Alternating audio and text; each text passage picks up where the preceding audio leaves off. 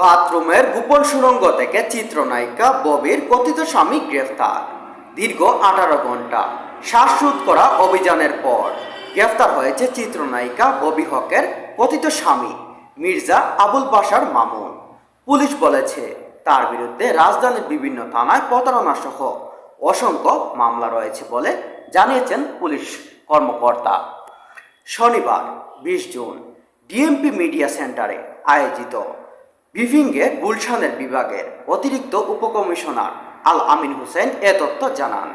তিনি জানান, রাজধানী গুলশান থানায় দায়ের করা একটি মামলায় শুক্রবার রাতে মামুনকে গ্রেফতারের অভিযানে নামে পুলিশ। রাত গড়িয়ে সকাল হলেও তার কোনো হাদিস মিলল না। গুলশানের পুরো ফ্ল্যাট তছনছ করে খোঁজার পরেও তাকে পাওয়া যাচ্ছিল না। এরপর পুলিশের সন্দেহ হয় বাথরুমের উপর তল্লাশি করতেই চোখ কপালে ওঠার মতো দৃশ্য।